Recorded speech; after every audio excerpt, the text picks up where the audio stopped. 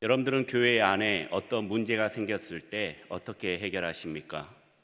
별 것 아닌 일에는 서로 화해하고 끝나면 되는 일이지만 굉장히 중요한 문제들이 생기면 교회는 헌법과 교회 정관을 살피게 되고 또 교회 의결기관인 당회와 재직회를 통해서 또 그런 것들을 결정하게 됩니다.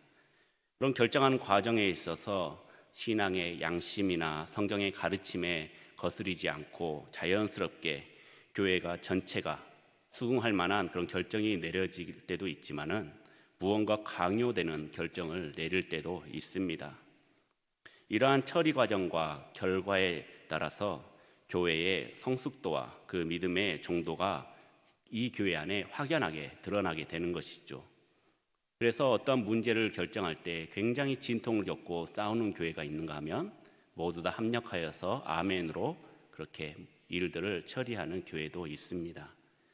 오늘 본문인 초대교회도 4년의 시간이 흐르면서 급격한 성장과 또한 많은 성도들로 인해서 하나 둘씩 크고 작은 문제들이 생기기 시작했습니다. 그리고 12사도들은 제자들을 불러서 교회에 닥친 문제를 지혜롭게 해결하였습니다. 그래서 바로 사도들을 도울 일꾼을 세우는 거였죠. 오늘 말씀을 통해서 교회의 일꾼은 어떻게 뽑혀야 하며 또 어떤 일을 해야 하는지 살펴보고 또 충성되게 직분을 잘 감당할 수 있는 믿음의 성도님들이 되시길 주님의 이름으로 축원합니다. 당시 초대교회의 문제는 과부 구제로 한쪽에 불만이 생기면서부터 시작이 되었습니다. 히브리파 과부들은 도움을 받는 반면 헬라파 과부들은 구제에서 배제된 데 대한 불만이었던 것이죠. 예루살렘 교회는 두 부류의 유대인으로 이루어져 있었습니다. 한편은 헬라파 유대인, 한편은 히브리파 유대인. 헬라파와 히브리파는 사회적으로 문화적으로 약간씩 그 배경을 달리하고 있습니다. 차이점은 같은 유대이지만 헬라파는 헬라어를 사용을 했고 헬라어를 쓰는 회당에 출석을 하였습니다. 이들은 지중해 연안에 이렇게 흩어져 있는 유대인들의 지역에 연고가 있었고 자유로운 사고방식과 변화에 더 개방적인 사람들이었습니다. 반면 히브리파 사람들은 아람어와 히브리어 둘 다 사용하거나 하나만을 사용했고 팔레스타인에서 출생한 사람들이 많았습니다. 히브리어를 쓰는 회당에 출석을 했고 유대교의 신앙과 조상들의 관습에 굉장히 철저하게 지켜 행했으며 비유대교적 문화에 굉장히 영향을 경계하였습니다. 굉장히 보수적이었다는 것이죠. 그리고 예루살렘 성전과 긴밀한 관계를 유지하였습니다. 이 부류는 각각 이러한 배경을 가지고 있었지만 그들의 문화적, 사회적 차이는 근본적인 것이 아니라 아주 사소한 것에 불과했던 것입니다. 이러한 사소한 차이 때문에 한쪽이 사랑과 배려를 받지 못한 불공평한 그런 상태에 빠져서 소외된 소속은 더 화가 많이 나고 불평불만이 나올 수밖에 없었던 것이죠. 그런데 헬라파 유대인들이 왜 이렇게까지 불평불만을 그렇게 펼쳤을까요? 이것은 과부들의 생존권이 달린 문제였기 때문입니다. 삶의 가장 기본적인 문제가 교회 안에서 해결되지 않아서 그들은 일어섰던 것이죠. 어떠한 혜택을 더 누리거나 덜 누리거나의 문제가 아닌 생명에 관련된 문제였기 때문이었습니다. 이러한 심각한 문제가 교회 안에 있었는데 교회 안에서 소홀히 여겼던 것입니다.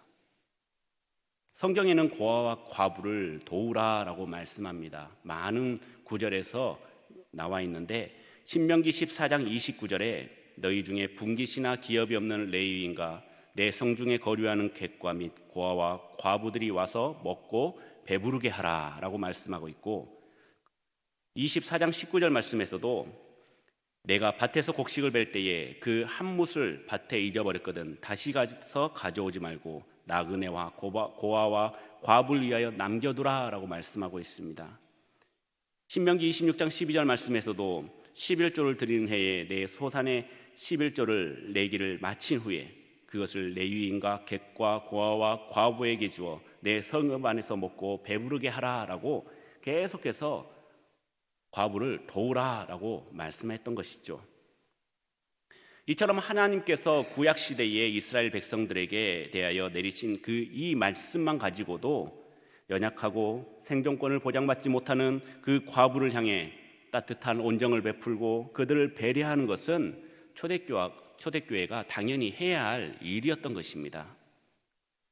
사회적으로 그리고 문화적으로 그렇게 배경을 달리하는 사람들이 모여서 새로 탄생한 그 초대교회에서 하나의 교회를 이루었지만은 구제하는 일로 인해서 그들 사이에 원망과 갈등이 일어났던 것입니다.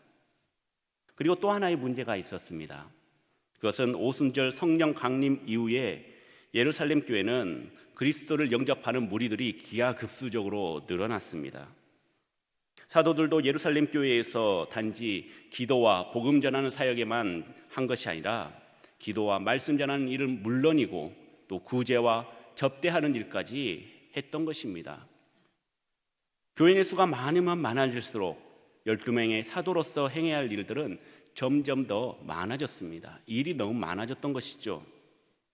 그래서 사도들은 하나님 말씀을 제쳐놓고 접대를 일삼는 것이 문제가 되고 말았습니다.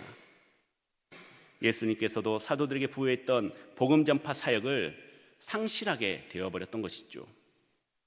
이에 사도들은 이 사태의 심각성을 깨닫게 되었습니다. 이렇게 계속 두면 어떻게 될까요? 교회가 나눠질 수밖에 없는 상황이 생긴 것이고 자기들도 힘들어서 이제 더 이상 성도들을 향해서 말씀과 기도를 전하는데 부족함을 느꼈다라는 것입니다. 매일매일 구제 사역을 나가다 보니 말씀은 뒷전으로 그리고 기도도 뒷전으로 이렇게 돼버린 것이죠. 이런 상황이 직면하자 사도들은 구제의 일을 맡아서 봉사할 7명을 택하게 되었습니다. 우리 2절부터 4절까지의 말씀을 함께 봉독하겠습니다. 12사도가 모든 제자를 불러 이르되 우리가 하나님의 말씀을 제쳐놓고 접대를 일삼는 것이 마땅하지 아니하니 형제들아 너희 가운데서 성령과 지혜가 충만하여 칭찬받는 사람 7을 택하라. 우리가 이 일을 그들에게 맡기고 우리는 오로지 기도하는 일과 말씀 사역에 힘쓰리라 하니 아멘. 12사도는 먼저 모든 제자 곧 예루살렘 전체 교회를 소집했습니다. 그리고 사도들은 교회를 향해서 원망이나 불평불만을 하지 않았습니다. 꾸짖지 않았습니다. 도리어 자신들이 문제였고 자신들의 직무를 반성하는 데서부터 시작이 하였습니다. 늘어난 교인 수 그리고 접대, 즉 과부와 가난한 이들을 돕는 데 시간을 더 많이 써야 했고 매우 분주했던 것입니다. 매우 바빴다라는 것입니다. 아무리 최선을 다해서 일을 감당하더라도 손이 미치지 못한 곳이 있었고 이제 한계를 느꼈던 것입니다. 지금까지 기도와 말씀뿐 아니라 구제 사역까지 모두 다 사도들이 맡아서 했지만 이제 사역을 분리해서 자신들의 주요 사역인 기도와 말씀에 집중하기로 한 것입니다. 사랑하는 성도 여러분, 교회는 튼튼한 조직력을 바탕으로 유기적으로 움직여야 합니다.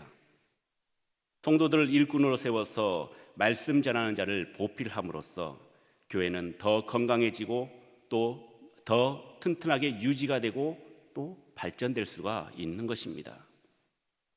사도들은 교회의 일꾼을 세우면서 그 자격에 대한 원칙을 세웠습니다.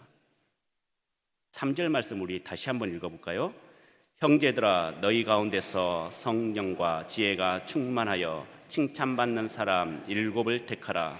우리가 이 일을 그들에게 맡기고 아멘. 3절에서는 4가지 자격에 대해 말씀하고 있습니다. 첫 번째, 너희 가운데서. 두 번째, 성령이 충만한 자. 세 번째, 지혜가 충만한 자. 네 번째, 칭찬받는 사람. 그리고 추가적으로 7명을 택하라라고 말씀하고 있습니다. 당시 7이라는 숫자는 완전한 수였습니다.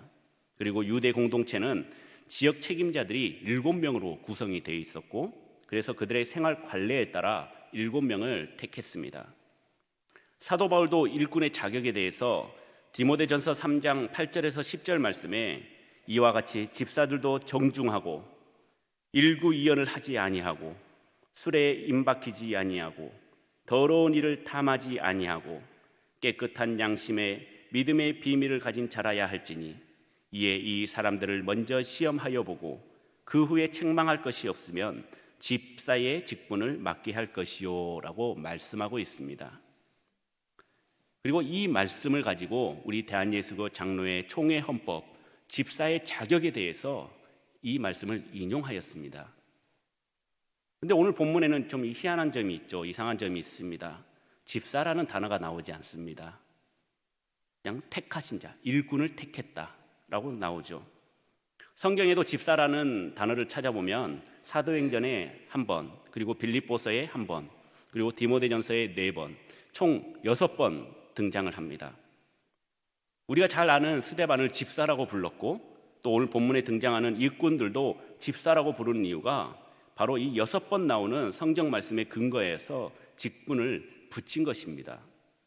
특히 사도행전 21장 8절을 보면 가이사랴에게 이르러 7 집사 중에 하나인 전도자 빌립의 집에 들어가서 머무느니라, 이 말씀만 보더라도 오늘 택한 7명 중 한 사람 빌립에게 집사의 직분을 붙였다라는 것을 알 수가 있습니다.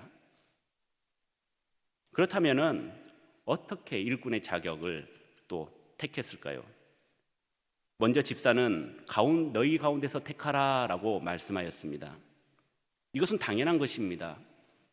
세상에서 잘났다고 또 똑똑했다고 어떤 분야의 전문가라서 우리 교회 집사로 세우지 않습니다. 직분자로 세우지 않습니다. 다른 교회 믿지도 않고 또 신앙도 없는 사람을 우리 교회에 와서 바로 세우지 않는다라는 것이죠. 혹 교회에 등록을 하더라도 바로 직분을 허락하지 않습니다. 그만큼 공동체의 구성원 중에 선택하라는 것은 모든 기본 중에 기본이었다라는 것입니다. 두 번째로 성령이 충만한 자를 택하라라고 말씀하였습니다. 다른 모든 것이 합당한 자라도 성령 충만하지 못한 자는 교회의 일꾼이 되지 못합니다. 성령 충만한 자는 누구입니까? 바로 우리의 마음속에 하나님의 영이 충만한 사람을 말하는 것입니다. 내 마음속에 하나님의 영이 가득 차 있고 내 생활에 가득 차 있고 완전한 지배를 받고 있는 사람을 말하는 것입니다. 성령님께서 원하시는 삶대로 사는 사람, 나의 주인이 되어서 나를 이끄시는 분을 마음속에 모신 자, 그런 자만이 교회를 섬길 수가 있는 것입니다. 세 번째로는 지혜가 충만한 자를 택하라라고 말씀합니다. 지혜나 지식은 하나님께로부터 나오는 것입니다. 이것은 선과 악을 구별할 수 있고 악한 자들에게는 벌을, 선한 자들에게는 상을 주는 그런 근거를 마련할 수 있게 됩니다. 그러므로 실제 생활 속에서 최선의 목적에 이르기 위해서는 어떤 것을 버리고 또 어떤 것을 선택을 해야 되는 그런 아는 분별력을 가진 지혜 있는 자를 택해라라는 것입니다. 마지막으로 칭찬받는 자를 택해라는 것입니다. 공동체 안에서 좋은 평판을 받고 칭찬받는 자는 어느 누구에게나 다 인정받는다는 것을 의미합니다. 이렇게 4가지 조건에 맞는 자들을 7을 택했습니다. 우리 5절 말씀을 함께 봉독하겠습니다. 온 무리가 이 말을 기뻐하여 믿음과 성령이 충만한 사람 스데반과 또 빌립과 프로고로와 니가노르와 디몬과 바메나와 유대교에 입교했던 안디옥 사람 니골라를 택하여. 아멘. 재밌는 사실은 이 7명은 모두 헬라파 사람들입니다. 헬라파 사람들이 처음에 말씀드렸다시피 소외된 것을 알고 소외된 것을 알고 불평을 표출했지 않았습니까? 그렇기 때문에 그들에게 봉사의 기회를 주고 교회를 건강하게 유지해 나가려는 결정을 한 것입니다. 이들이 선택되고 중요한 사역을 함으로 초대교회는 어떻게 되었습니까? 우리 7절 말씀입니다. 하나님의 말씀이 점점 왕성하여 예루살렘에 있는 제자의 수가 더 심히 많아지고 허다한 제사장의 무리도 이 도에 복종하니라. 할렐루야. 접대와 구제에 참여하지 않은 사도들은 더 열심히 하나님의 말씀을 전하고 더 열심히 기도했습니다. 그로 인해 제사장들까지도 이 말씀에 복종하고 인정하게 되었던 것입니다. 그리고 더 이상 교회에 불만 그리고 불평이 나오지 않았던 것입니다. 그리고 7명의 집사를 택해서 그들을 집중적으로 가난한 이웃들, 헐벗은 이웃들, 불쌍한 이웃들을 도와주는 구제 사역을 한 것입니다. 교회는 2가지 사역이 있습니다. 하나는 기도와 말씀을 전하는 복음 전파 사역, 그리고 복지 사역, 어려운 자들을 돕는 사역. 이 2가지가 병행이 돼야 합니다. 우리 교회만 잘났다고 우리 교회만 나만 신앙생활 잘하면 돼라고 다른 사람들을 소외시키는 것이 아닌 함께 걸어가는 믿음의 교회, 지역의 모든 것을 다 들여지고 또 협력하는 교회, 이 믿음의 교회가 돼야 하는 것입니다. 이렇게 균형을 이루니까 초대교회는 멀리까지 그 복음을 확산시킬 수가 있었고 양적으로나 질적으로나 큰 부흥이 이루게 되었던 것입니다. 하나님께서는 결코 사도들, 목회자의 교회나 성도들만의 교회를 만들지 않습니다. 모든 그리스도인들이 하나님 나라의 사역에 동참하도록 우리를 지금 이 자리에 부르셨던 것입니다. 저만 잘났다고 해서 제가 이 성교중앙교회를 이끌어갈 수는 없는 것입니다. 여러분들이 한 분 한 분 다 뛰어나셔서 우리 성교중앙교회를 이끌어가는 것이 아닙니다. 함께 협력하여서 목사와 장로와 안수집사, 권사 그리고 성도들까지도 한 말씀 한 말씀 모두 다 귀를 기울이고 그리고 합력하여서 선을 이룰 수 있는 교회가 아름다운 교회고 건강한 교회라는 것입니다. 하나님의 사역이 사도들에게만 주어진 것이 아니라는 것이죠. 여러분들에게도 똑같이 주어진 사역입니다. 단지 역할이 다를 뿐이라는 것입니다. 교회가 건전하게 성숙되고 하나님의 명령을 잘 수행하기 위해서는 초대교회가 7 집사를 세웠던 것처럼 모든 그리스도인들이 자신의 달란트대로 하나님 나라 사역에 참여할 수 있어야 하는 것입니다. 이번 주 토요일 날 우리 교회 대청소가 있습니다. 벌써 웃으시면 참 곤란합니다. 괜찮습니다. 나는 손이 둔해서 발로 하면 되는 것이고, 나는 무릎도 아프고 시려서 그러면은 기도하시면 되는 것입니다. 함께 모여서 합력하는 것, 이게 하나님이 보시기에 굉장히 아름다운 것입니다. 힘들더라도 걸레 한 번 이렇게 훔친 것이 은혜가 되는 것이고, 또 교회를 깨끗하게 청소하는 것이, 하나님의 전을 깨끗하게 청소하는 것이 영광이 되고 복된 일이 된다는 것입니다. 사랑하는 성도 여러분, 예루살렘 교회처럼 목회자와 평신도 간의 그 역할 분담은 교회가 크게 부흥함은 물론 더 강하고 성숙한 그리스도인들을 양성하는 결과를 낳게 되는 것입니다. 우리도 서로의 역할을 분담을 하면서 우리가 하나님께서 교회에게 부여하신 그 사명을 잘 성취해 나갈 때 우리 교회는 더 믿음의 교회, 더 성숙한 교회, 더 건강한 교회가 될 것입니다.